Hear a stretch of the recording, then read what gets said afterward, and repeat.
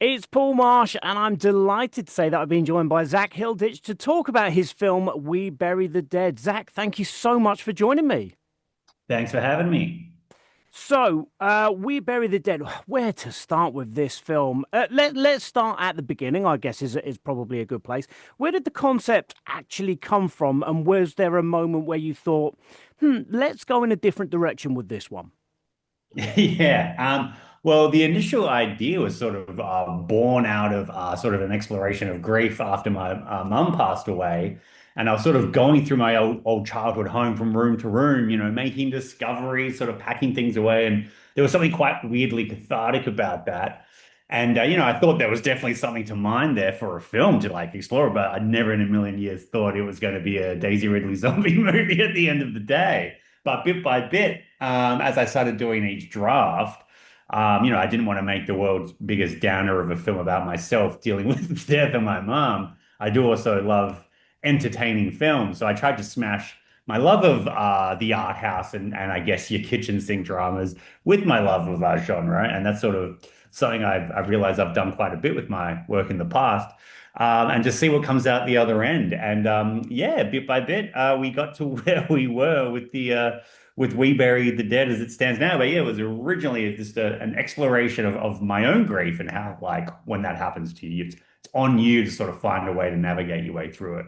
I really, really like the concept because, and you've just explained it perfectly, but there have been many films made about grief because obviously it's such a huge part of our lives. And then, as we know in the film industry, there are one or two zombie films around as well. So, because obviously a standard zombie film, and by the way, there's nothing wrong with them at all. They focus on the scares and the fear element and all of those bits and pieces. But when you look at real life. And the other thing that I thought this was a little bit similar with was Civil War, which is where you think it's going to be this big, the left versus right in America and all of that kind of, but it actually takes on a much more human touch. I think this did it exactly the same with yours.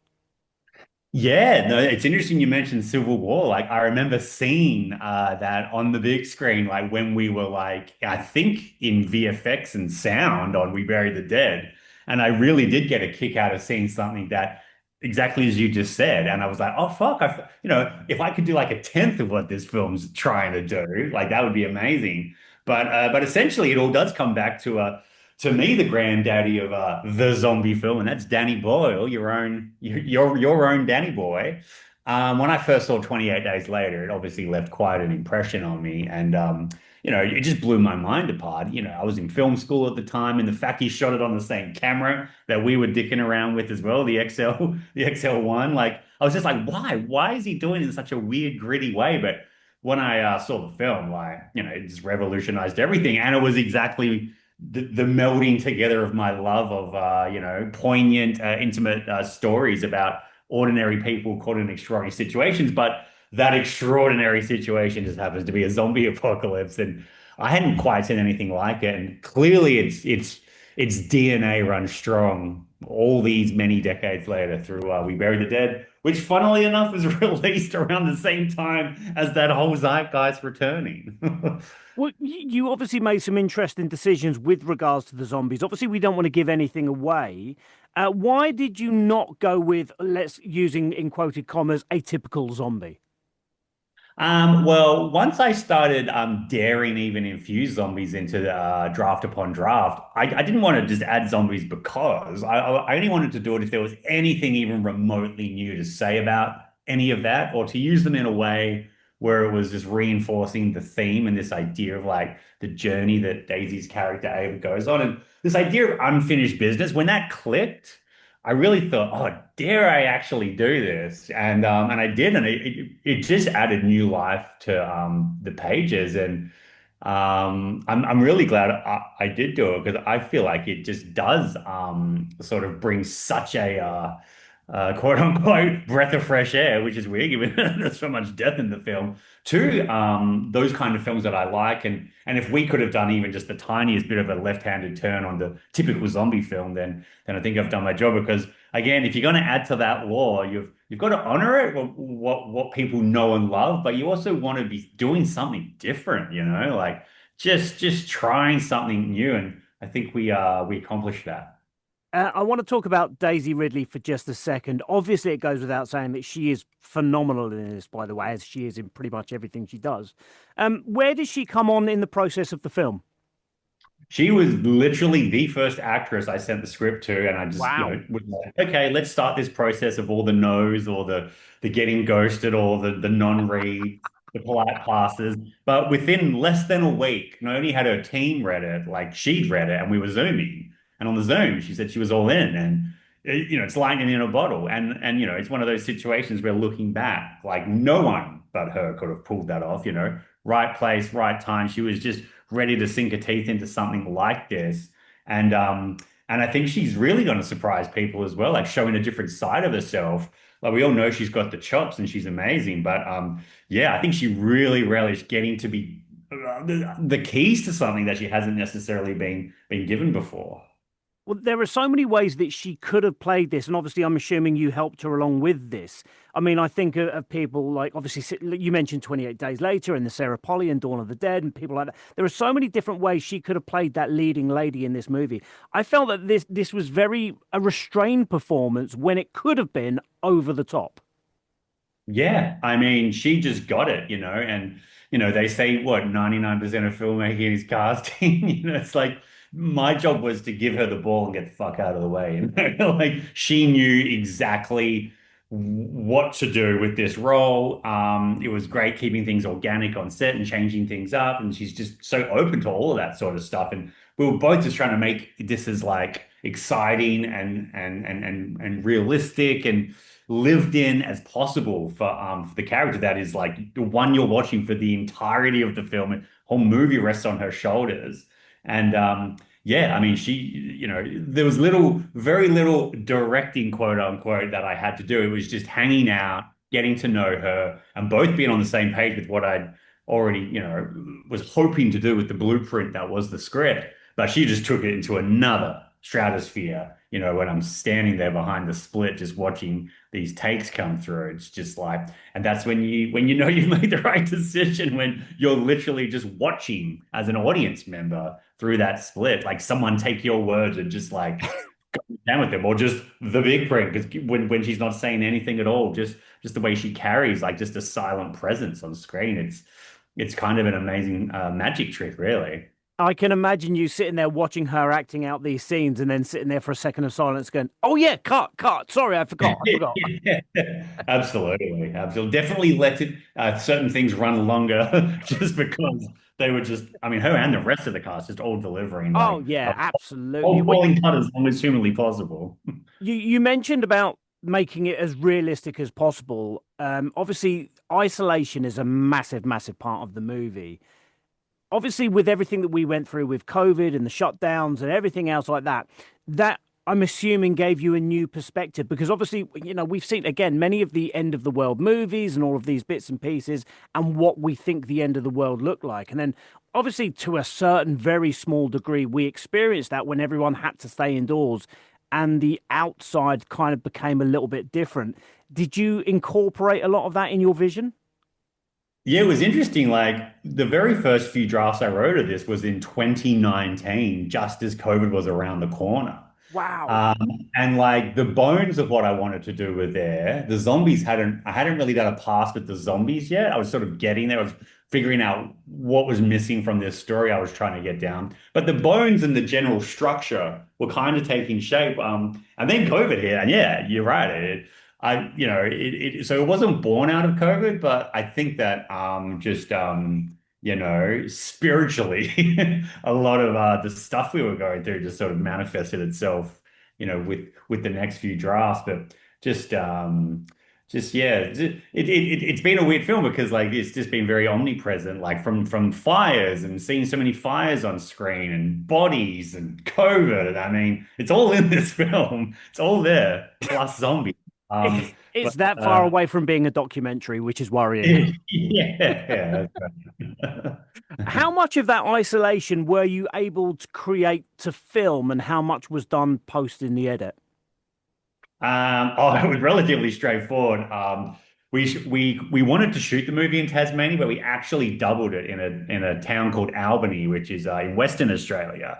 that I thought would be a good like for like. But as hard as it is for Ava to traverse Tasmania, it's as hard to shoot an actual film there and to bring everything to the island. And it was like sort of life imitating art. And ultimately, we had to find somewhere else. But I wanted it to still be Tassie, and I wanted it to be a rugged, isolated island with 500,000 people on it. So we found so that was down in Albany doing a scout, and I was like, "This is perfect. Like this looks like Tassie." And the people in Albany, it's I'm not sure what the population is. It's got to be 100,000, I guess, but maybe less, maybe 50,000. But it's a small, sleepy coastal town that was almost like the capital of WA, but ended up being up in Perth. And yeah, it's a really special place. It's just beautiful, and everyone just opened their doors to us and their arms, and everyone wanted to be an extra, and everyone heard about this Daisy Ridley zombie movie, and without that whole town like embracing what we were doing, just with the circus coming to town down there, we wouldn't have been able to pull this off. But yeah, so Albany, Western Australia, you have to give them a huge shout out. Well, with again, these types of interviews without doing spoilers are always very, very difficult. The the motive of Daisy Ridley's journey, you kind of feel literally from the very start, you're thinking, well, this is a fruitless journey. Why? This is going to end in disappointment. Why are you doing this? And then it goes on a roller coaster of emotions right the way throughout the film. How difficult was it for you to make sure that we kept the viewer interested? And is there hope? Is there no hope? And all of these kind of emotions. Yeah, just so much is unknown, yet it's also, I guess, known to Mm, her. So it's an interesting dilemma. Like if this had happened to my wife, I think I'd probably go through a similar thing. And then the added the added bonus of the news without spoiling too much of yeah. that she's given when she gets there, it definitely puts an interesting spin on this closure that you were there to get and this idea of hope. And I just love keeping those things all nicely muddled and just realistic and gritty and nothing simple and like the human condition of just like wanting an answer, but do you really want an answer? And yeah, like she goes to some interesting places, but I also just love I love movies that take real rug pulls with the audience. And I try to do some of that here in a way that again sort of warrants the theme of like this idea of like grief and how everyone sort of goes about it in their own unique Yeah. ways. From individual to individual, and we certainly meet some characters in this film that are all going through a similar thing, but dealing with it in completely different ways.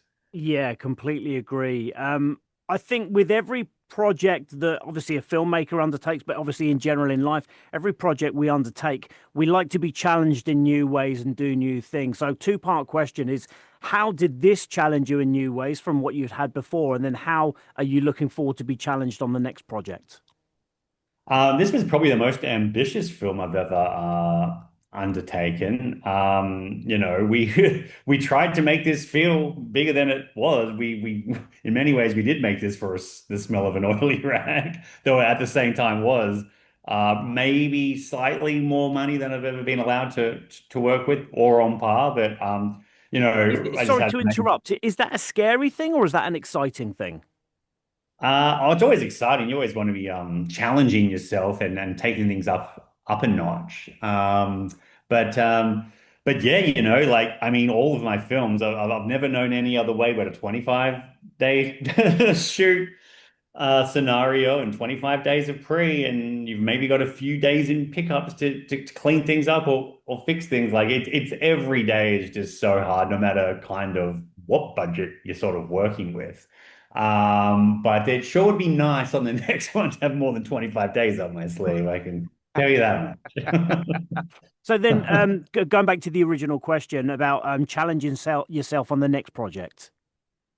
Yeah, I'm dabbling in a few things. Yeah, and fingers crossed that I will be able, like I just said, like be able to work in a bigger sandpit next time. But at the same time, I also just love sort of just telling stories that I want to tell, and whether or not they are achievable on a smaller scale or not. It's more about my interest in sort of the human condition when it comes to like these kind of dark events and ordinary people caught in extraordinary situations. That's sort of seems to be my jam right now. And I've got a few more up my sleeve that I'd love to keep exploring. Is there any scenes from the film that stayed with you after shooting?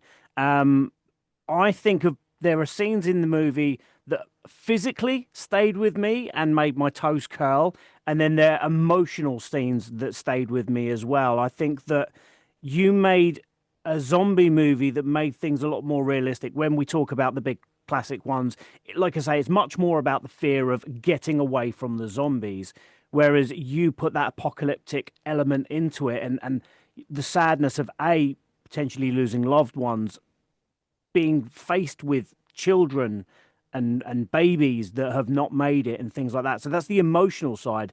But then the thing that got me physically right the way throughout the movie was the teeth grinding. That just Right. turned my stomach.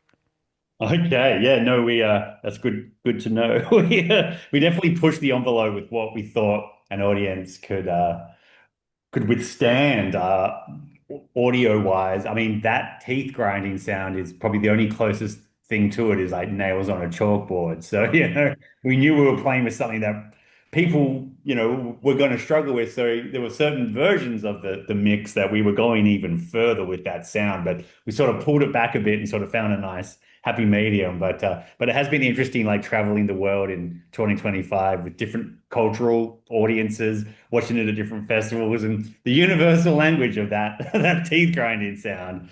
It's same everywhere you go, like that's been pretty fun to watch people squirm in their seats with that.